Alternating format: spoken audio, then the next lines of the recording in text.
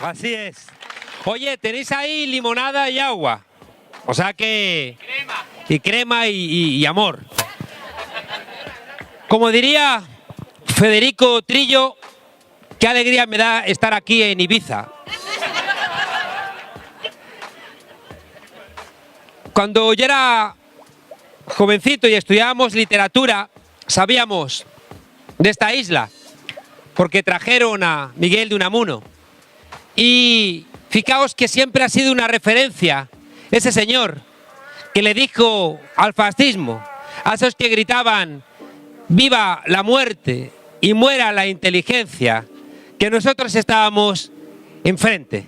Que esa gente que no respetaba la vida y que no respetaba la inteligencia eran los que querían condenar a nuestro país y a nuestro pueblo a quedarse en el pasado. Esa gente que, fijaos, durante tantísimo tiempo quisieron invitarnos a la resignación. En el año 77, cuando recuperamos la democracia, y me gusta decir que no nos inventamos la democracia, que la recuperamos, porque entre el año 31 y el año 39 aquí también hubo democracia, y fueron algunos, que aquí por algunos partidos son muy celebrados, los que intentaron frenar aquella historia. En el año 77, un tipo que venía del franquismo y que quería hacerse un hueco en la nueva democracia, estaba dando un mitin, y el hermano Lobo retrató aquella idea con ese señor diciendo a la gente o nosotros o el caos, y desde el público alguien le gritó el caos, y el tipo respondió da igual, el caos también somos nosotros. Fijaos que esa resignación es la que tiene que explicar por qué en un país donde están vaciándonos el Estado social,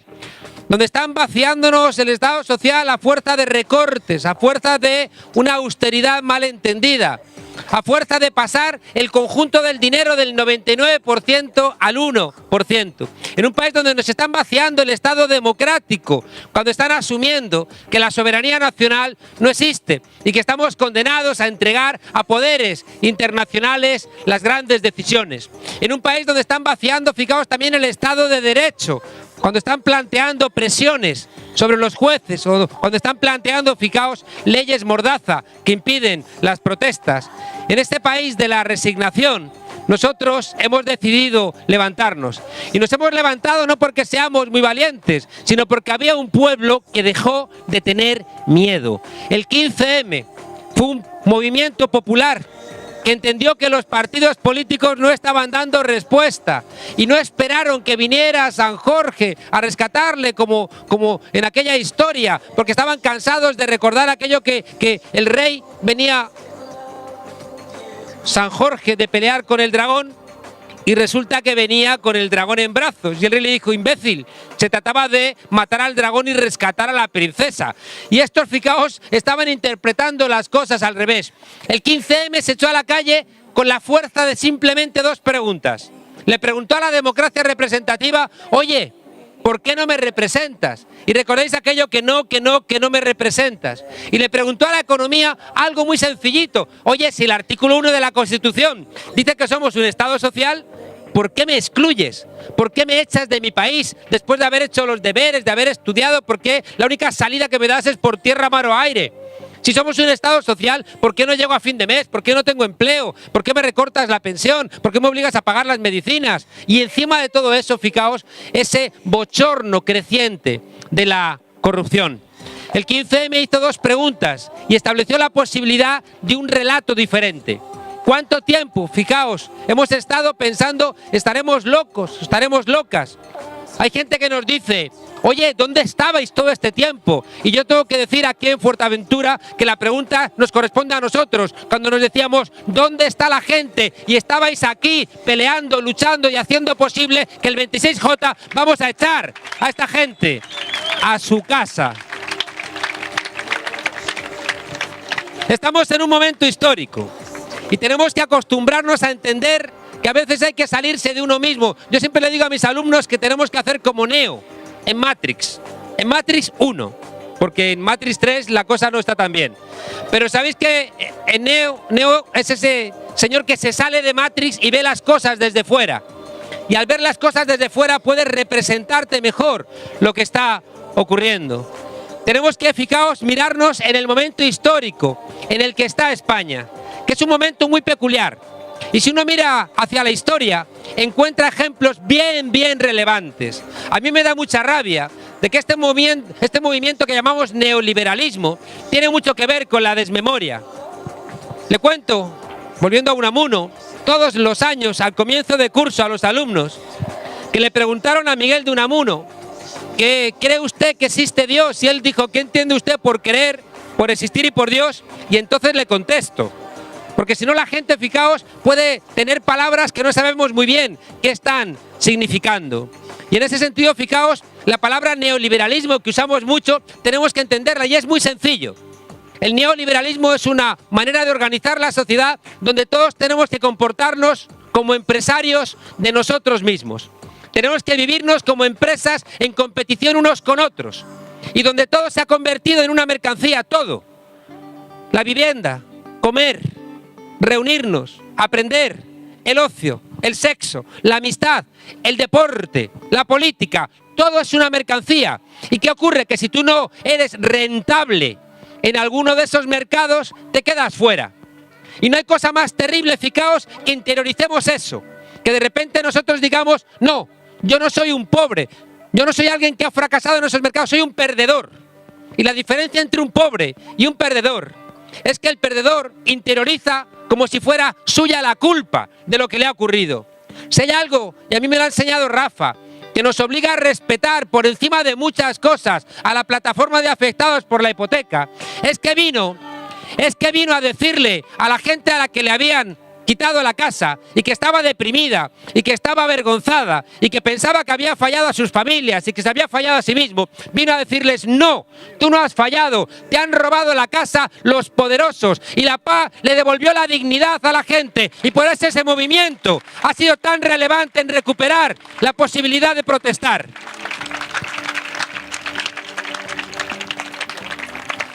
Las luchas de ayer son los derechos de hoy. Y las luchas de hoy son los derechos de mañana.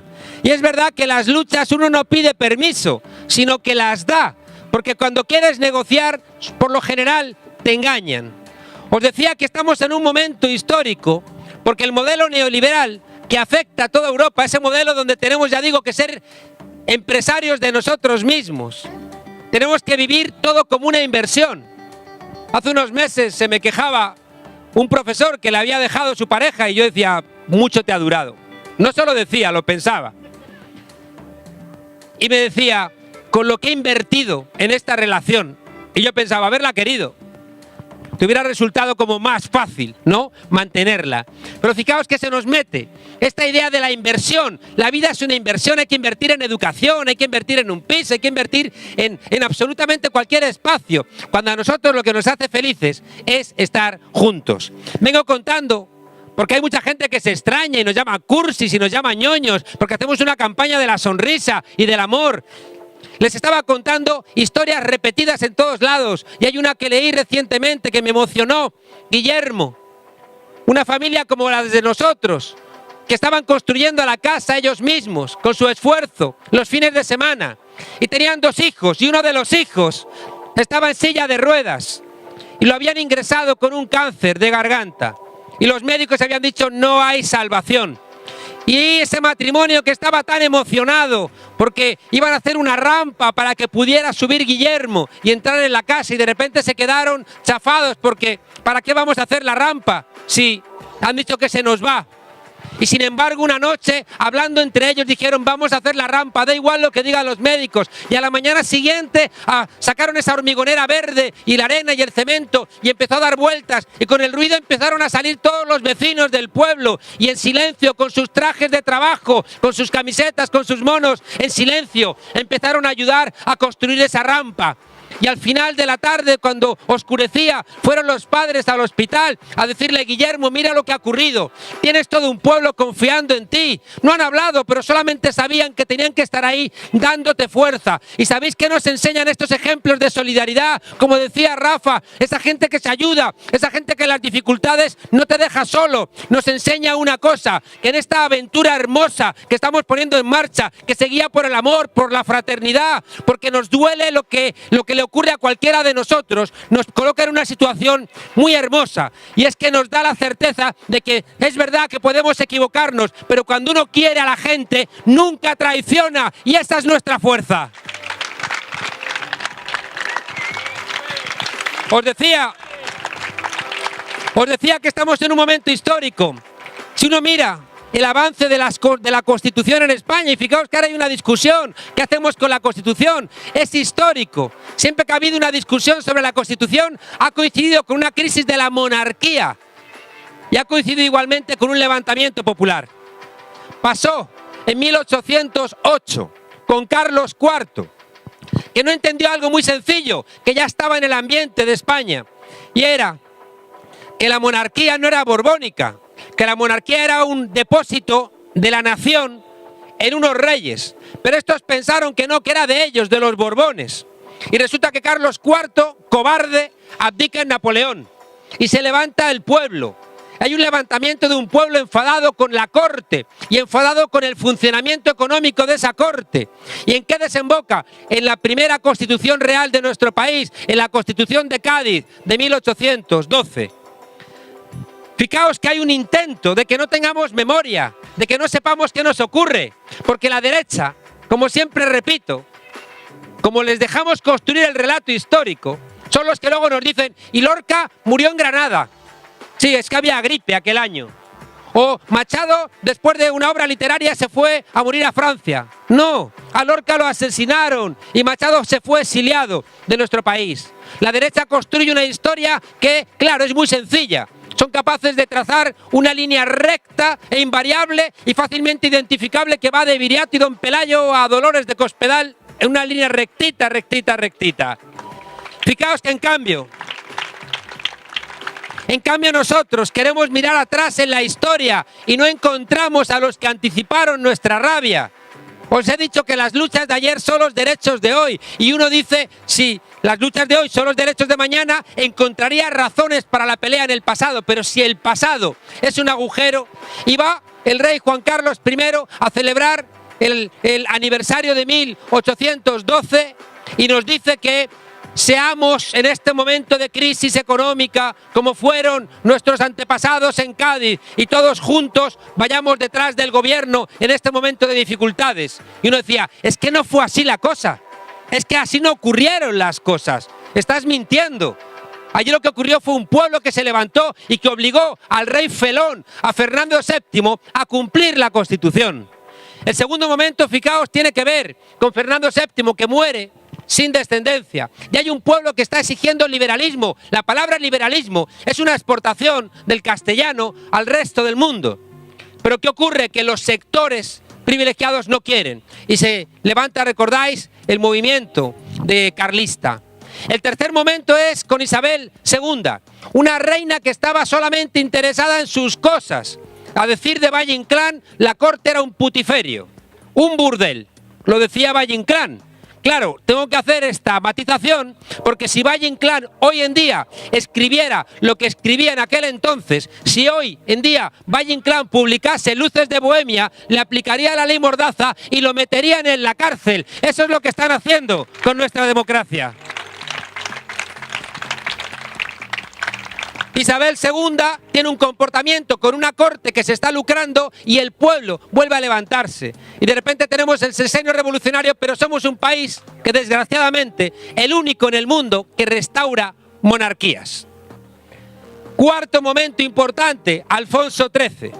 Alfonso XIII que cuando el movimiento obrero está construyendo derechos, aquí se pone en marcha el pistolerismo patronal.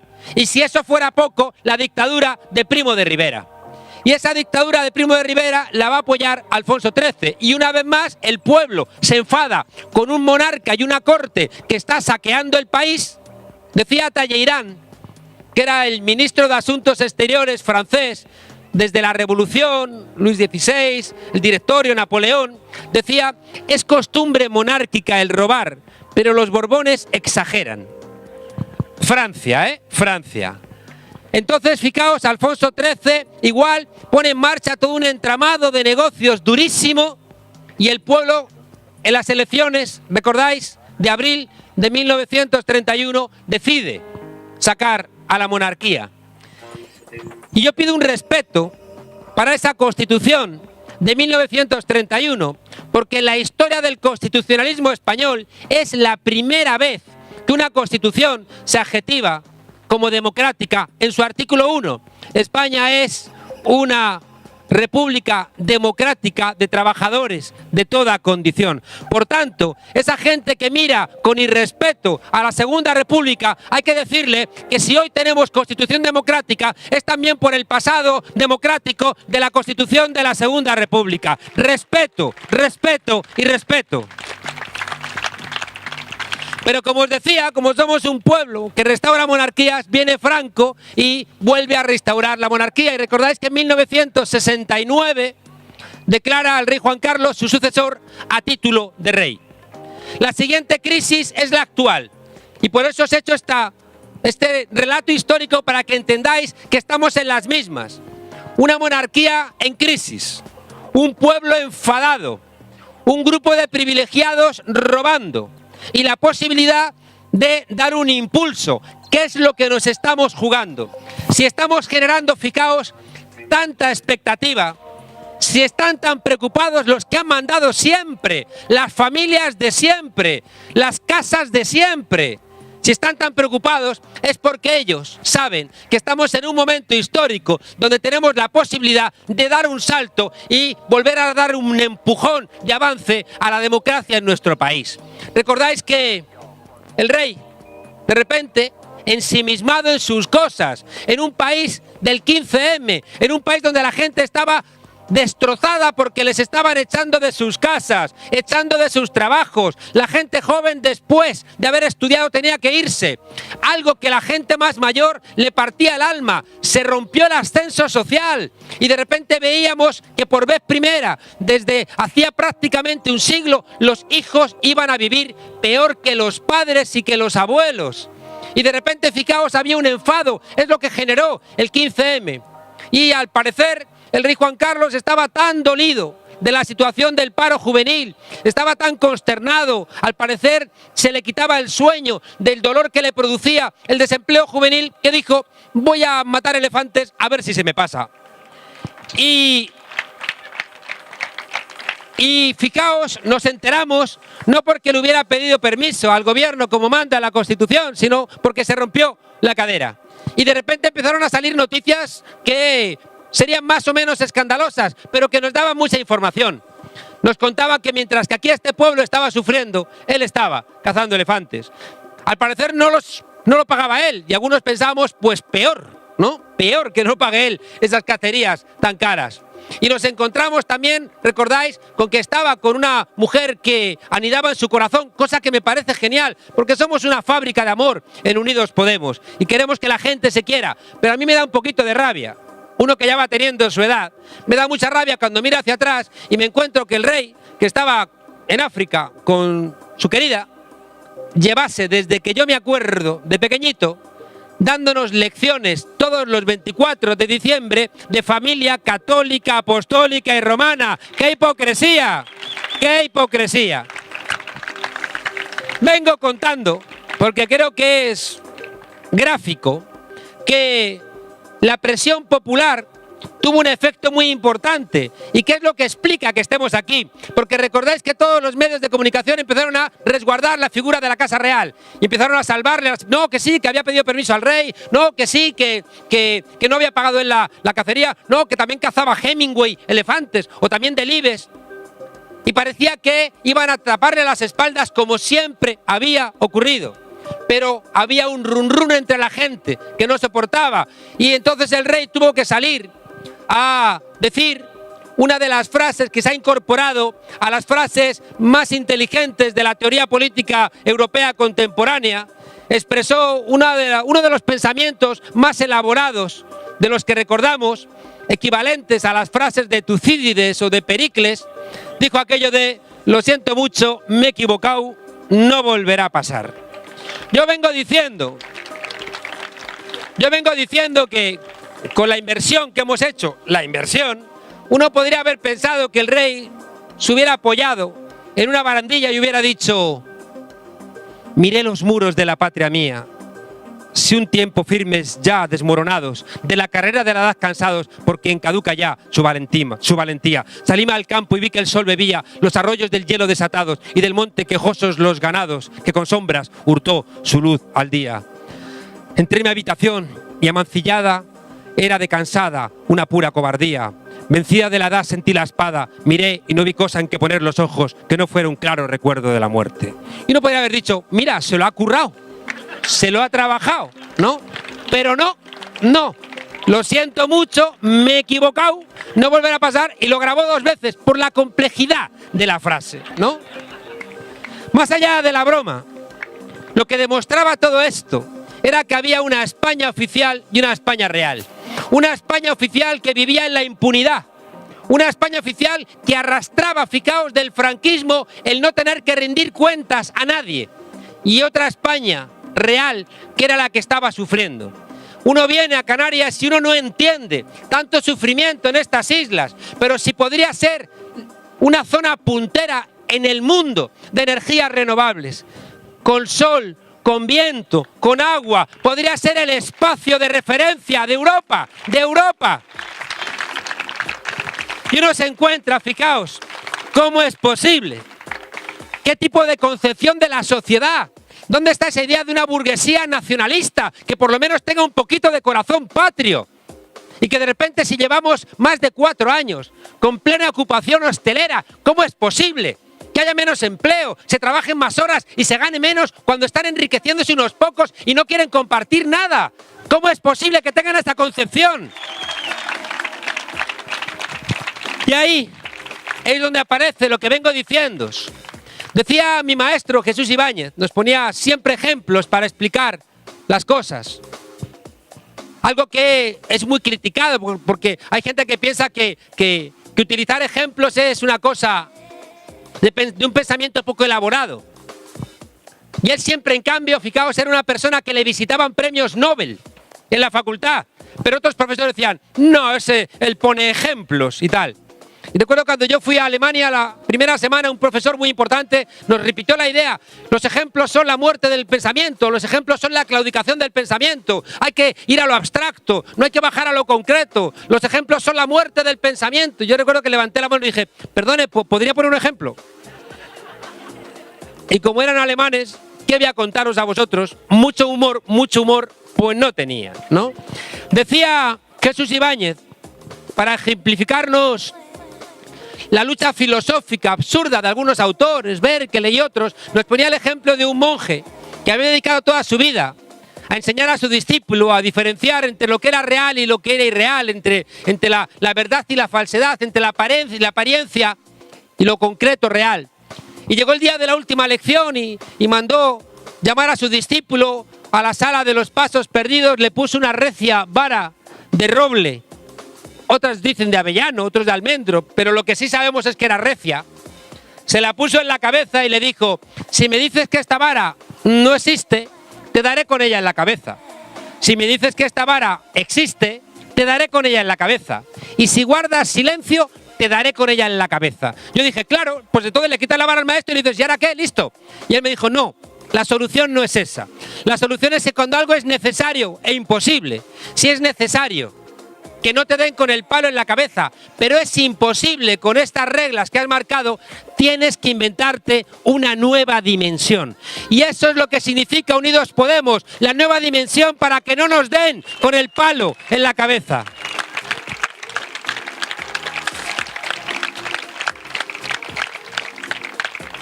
Os decía que hay un intento de borrarnos la memoria. Los pueblos sin memoria, decía Levinas, están condenados a repetir la historia y sobre todo no encuentra unos razones, ¿no?, para aguantar este sol. Dice, ¿y para qué estoy aguantando yo este sol? Y si uno mira hacia atrás dice, porque otros también lo aguantaron y gracias a eso tenemos hoy la posibilidad de pelear cosas. La memoria, fijaos, es uno de los elementos como la verdad que primero desaparecen en las guerras y nos quieren declarar una guerra a la memoria. Igual que quieren declarar una guerra al Estado social, al Estado de Derecho, al Estado democrático. Vamos a estas elecciones con más información. Vengo diciendo en todos los lados que el comportamiento de los partidos políticos en estos últimos meses creo que es una señal clara para darnos más luz a la hora de depositar el voto el 26 de junio. El partido Ciudadanos da risa, el PP da miedo y el PSOE da pena. Fijaos simplemente en lo que ocurrió hace 5 meses. Jordi Évole, un tipo con coraje, un periodista que no quiere ser más listo que el entrevistado, un periodista que no quiere hablar más que la persona a la que entrevista, sino que hace su trabajo de entrevistador, resulta que convoca a 2 personas que eran presidenciables, a Albert Rivera y a Pablo Iglesias. Y hubo un debate, recordáis, en un bar sin reglas, que fue un debate interesante. Era un debate que no estaba cartonado, que no estaba medido, que no estaba... ¿Qué es lo que hay que hacer para que vaya Rajoy y vaya Pedro Sánchez? Tienen que cargarse los debates porque si no, no aceptan que haya debates. Bueno, en ese momento discutieron y fue bien relevante. Lo vio muchísima gente y nos interesó a buena parte de las españolas y de los españoles. Regresó de nuevo, con estas nuevas elecciones, la posibilidad de repetir el debate. Decía Séneca, águila no caza moscas, que es una manera de decir que tú te tienes que medir solamente con tus rivales que están a tu altura. Las encuestas seguían dando a Pablo Iglesias como presidenciable, pero en cambio a Albert Rivera como cuarta fuerza política y en descenso, porque los banqueros que habían financiado, recordáis, Ciudadanos, con aquella frase de Josep Oriol, presidente del Banco Sabadell, hace falta un Podemos de derechas, cuando Ciudadanos no fue capaz de ganar los escaños suficientes como para ser la muleta de Rajoy, dijeron, este no nos vale. Se está hundiendo, pero Pablo Iglesias, que tiene la voluntad de que hagamos política de manera diferente, se reúne otra vez con Rivera a un debate. Y recordáis lo que pasó, que Pablo le dice a Albert Rivera, Albert, no cuentes cuentos chinos, y dice, China, China, comunista. Y sigue el debate. Y le dice Pablo, oye, pero la sociedad tiene que estar madura. Y dice, Maduro, Maduro, Maduro. Claro, y Pablo ya con cara de dice, pero ¿qué le está pasando? Has estado sobrado, ¿eh? Has estado ahí, vamos. Y va y dice, es que me lo has puesto a huevo, ¿no? Cogiéndose los sobaquillos. Es decir, como si realmente estuviera, no sé, haciendo un espectáculo de Chiquito de la Calzada. Vengo insistiendo, fijaos, en que Ciudadanos pinta una España falsa en ese bar de cuñaos de su primer spot, donde se permitió el lujo de querer insultar a Pablo, presentándolo como una persona que se la pasaba en un bar tomando botellines y jugando a la máquina. Y yo le digo a Rivera que si fuera honesto, hablaría solamente cuando tenga tantas carreras como Pablo Iglesias, haya escrito tantos libros como Pablo Iglesias y le respeten en Europa como respetan a Pablo Iglesias. ¿Sabéis qué es lo que nos da rabia?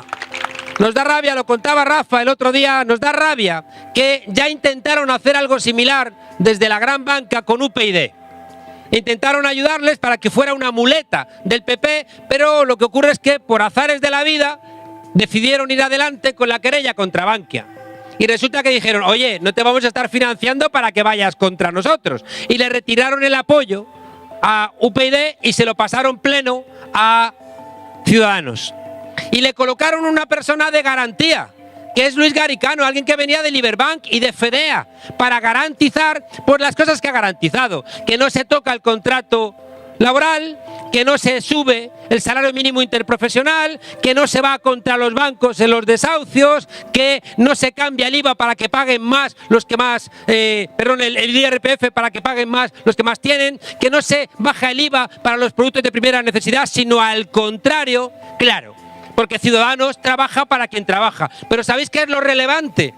Que ese partido que se ha derribado como un soufflé le dobló el brazo al Partido Socialista e hizo que Sánchez renunciara a su programa y abrazara el programa que estaba dictado por el IBEX 35. ¿Cómo no van a estar deprimidos los votantes y los militantes del Partido Socialista?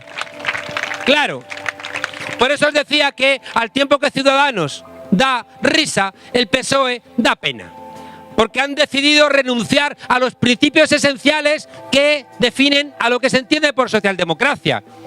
Sánchez, si quieres, lo vengo repitiendo todos los días, si quieres que tus militantes y votantes no estén deprimidos como tú mismo has reconocido, sal mañana y di con claridad que si nos dan los votos va a haber un gobierno de Unidos Podemos y el PSOE para echar a Rajoy de la Moncloa y poner en marcha políticas de cambio. Así de sencillo.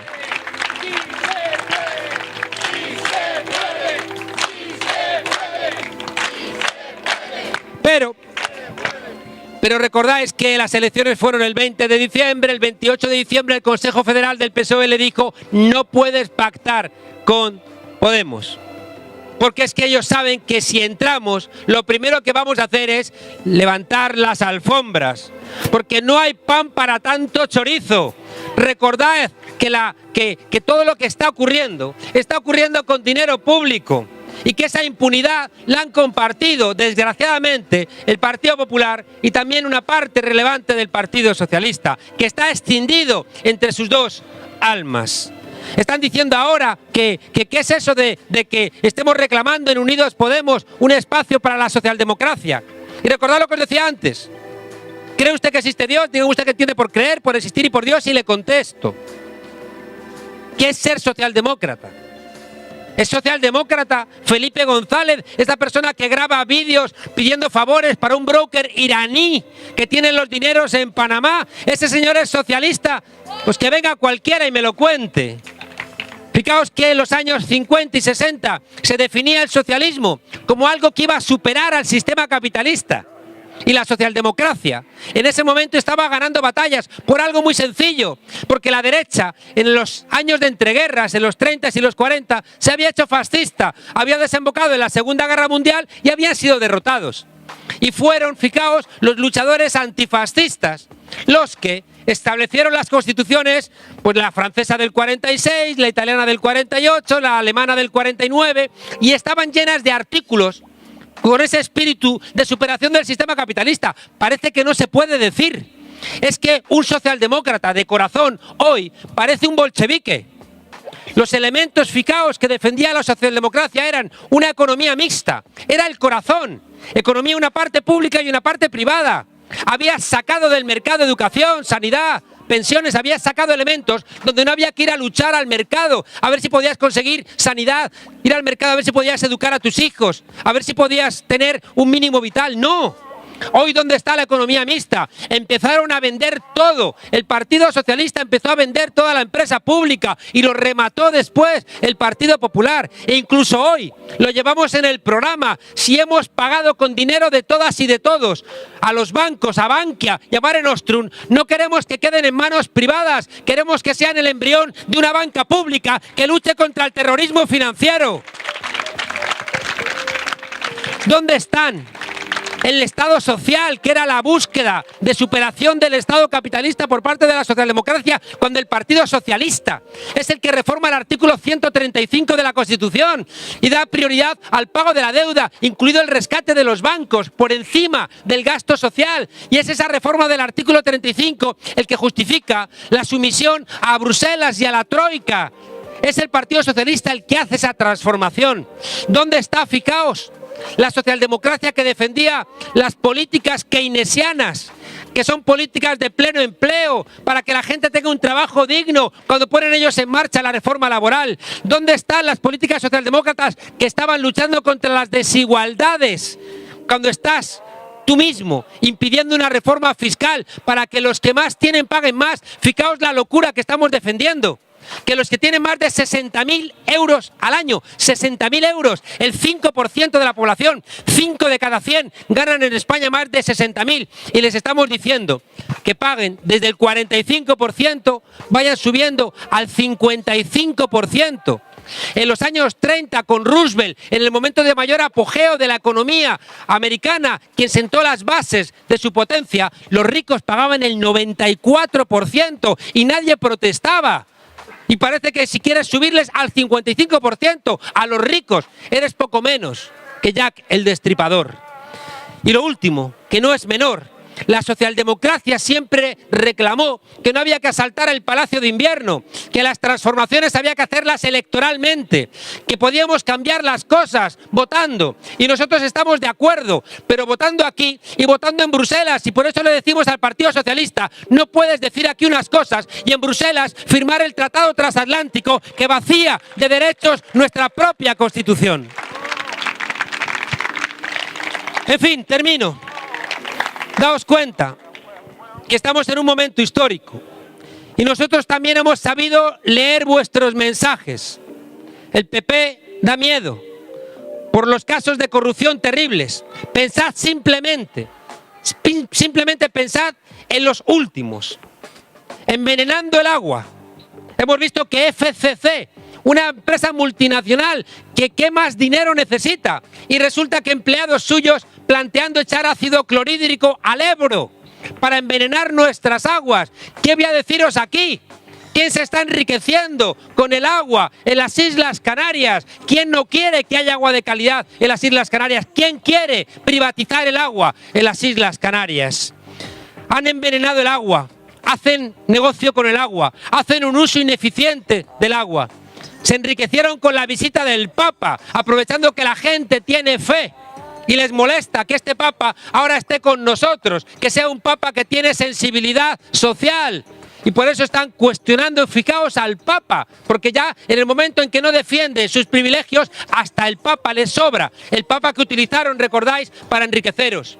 La educación, lo contaba Rafa aquí como maestro, las dificultades que están teniendo las maestras y los maestros para poder educar a nuestros hijos, con cada vez menos medios, con cada vez más dificultades, con problemas de transporte, y estos sinvergüenzas, haced memoria, cobrando 1 millón de euros por colegio concertado. No hay nada sagrado para estos sinvergüenzas del Partido Popular, no hay nada sagrado. Se quedaron el dinero de la cooperación al desarrollo.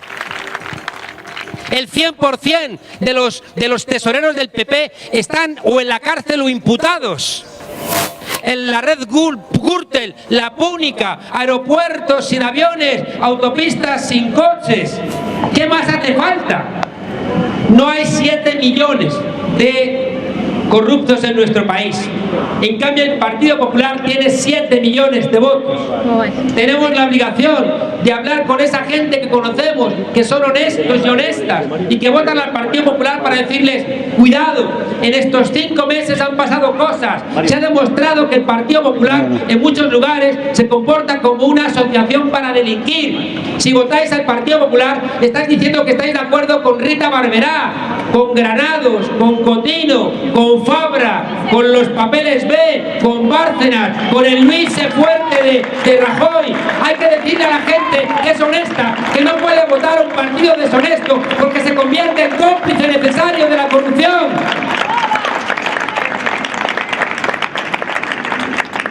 Memoria, memoria y memoria. Os pido que el 26, entendáis que estamos ganando un país. Que el 15M tuvo la magia de coger todas las peleas que venían desde el pasado y hacer una nueva gramática. Yo siempre cuento que no me gusta que el 15M se lea como una suerte de adanismo, que todo empezó ahí. No es verdad. El 15M cogió todas las peleas y las recombinó con una nueva gramática, pero ahí estaban esas luchas, insuflándonos fuerza.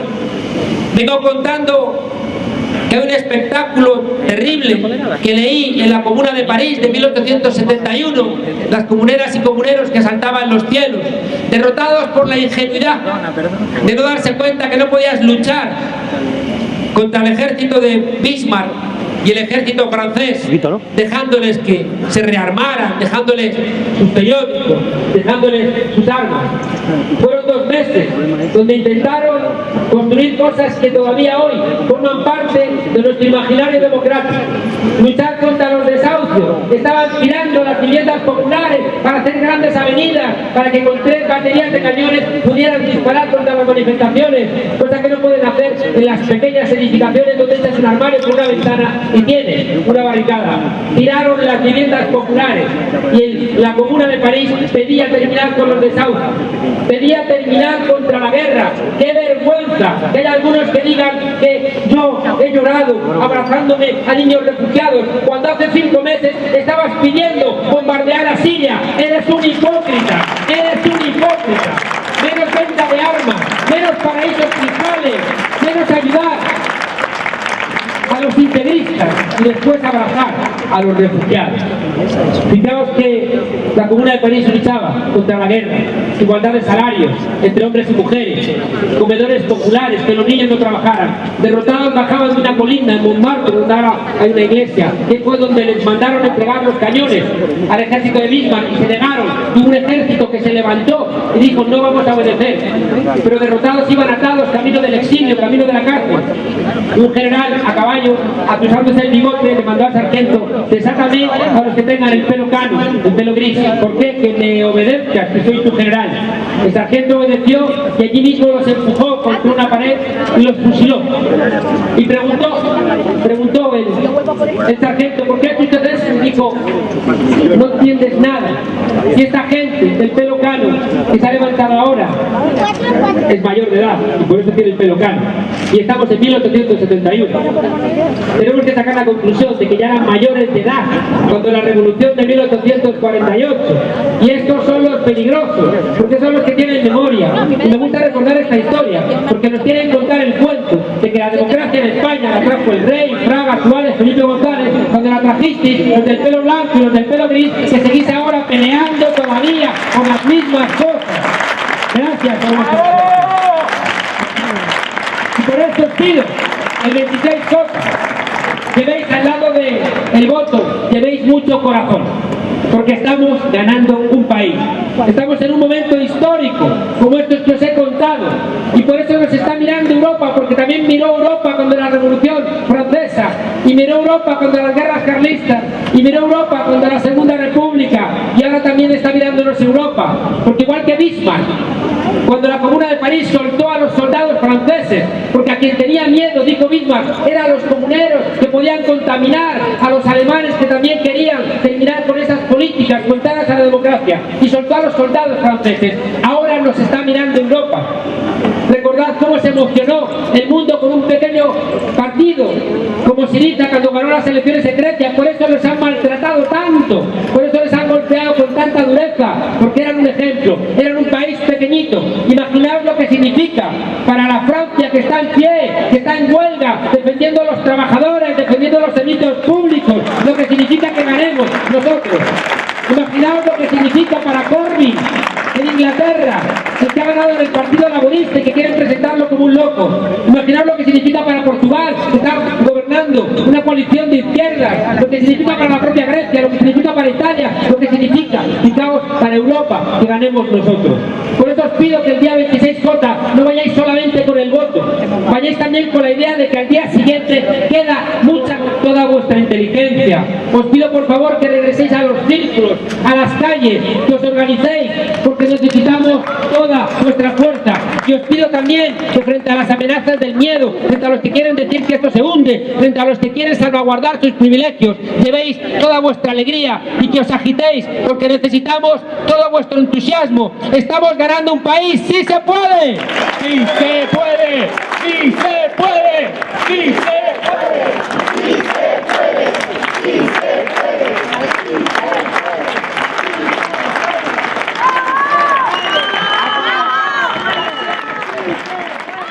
Muchísimas gracias a todos.